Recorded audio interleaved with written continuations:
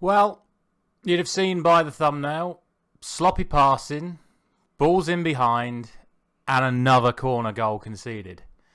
Sound familiar? Well, I think today was a bit of a reality check. And, I'm not going to get too concerned. We knew something like this was going to happen, and I'm glad it's happened in pre-season. But major concerns, I would say, just over the mentality of the players once again. I mean, let's start by talking about the pitch. You have to talk about the pitch because realistically that game probably shouldn't have gone ahead. I mean, there was a rugby match played on it last weekend. There was an Aussie rules match played on it on midweek.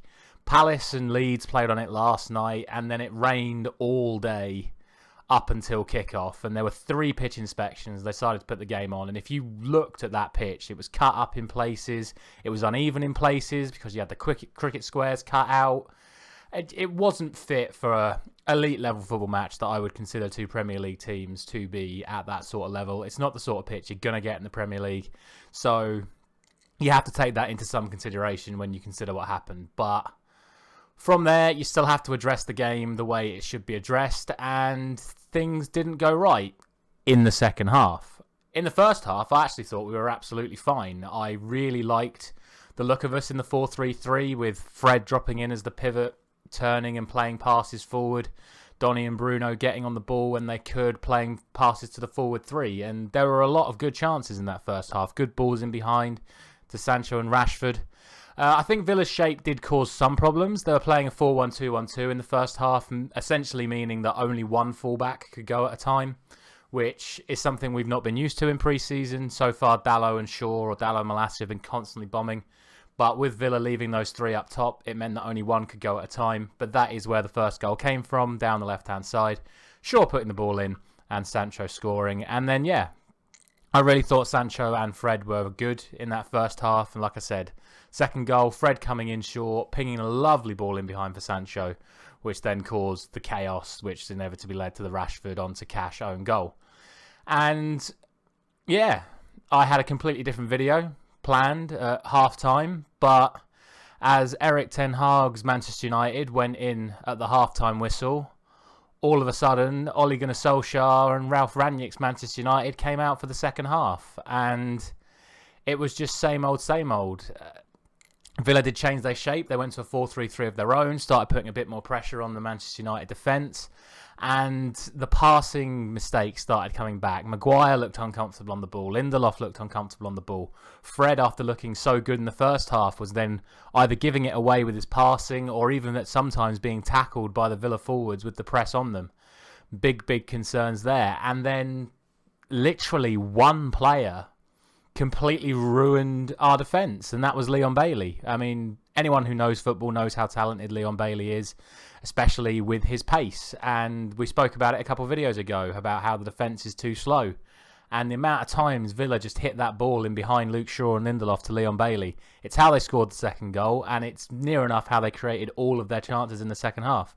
It wasn't until Malacia came on that Leon Bailey was really dealt with, because Malacia is a quick fullback and was able to deal with it. But if we're going into the season, I know Martinez should come in, but if we are going into the season with Dalot, Maguire, Lindelof and Shaw, I am very concerned about teams that hit balls in behind. And prime suspects are Liverpool in the third game. It was just Leon Bailey today. It's going to be Salah and Diaz against Liverpool. And if we play that line with those players, we'll get rinsed by them again. So real concerns there. And like I said, passing in the second half was just, I don't know if it's attitude again or just confidence or the pitch or whatever. But all those training drills on passing that we've been doing and how we've been displaying it over the first 3 pre-season games and the first half of this game, it all just fell apart in that second half. All the players, Bruno, Donny, Martial, Rashford, even Sancho at times, they were all just giving the ball away, sloppy. The movement went out the window. And I think, as I said, it's a mentality thing. Realistically, we've not been put under any major pressure on this pre-season so far. We beat Liverpool comfortably. We did go behind against Melbourne, but eventually got it sorted. But Melbourne aren't exactly a tough team. Cruised it against Crystal Palace. And until Villa got one back, we're cruising it against Villa. And the first time we've been put under serious pressure, essentially we've crumbled here today. And just to cap it all off, as I go on about things that I'm so used to seeing over the last few years, in the last minute of the game, a corner comes in, and it's headed inside the 6-yard box, with David De Gea completely lost, like he always is whenever a ball comes in. So that's now 2 games running where, yet again, De Gea has conceded a goal from a corner in his own 6-yard box. And I don't care how much improvement I've seen from him over the course of these 4 matches. If that's still going to be an issue, I'm still not comfortable with him being in goal, because there are so many Premier League teams that have to rely on things like set plays to score goals. And if that's how he's going to deal with them, we're going to concede goals from set plays again. So, yeah, big concerns. Thankfully, it did only end 2-2. And there are still a lot of positives to take from this, but still a lot of work needed to be done. Still, the introduction of Martinez and Eriksen is a necessity for this team. And I think 1 or 2 more signings are still a must, because those old habits die hard, as they say. And work desperately still needs to be done. Thank you very much for watching.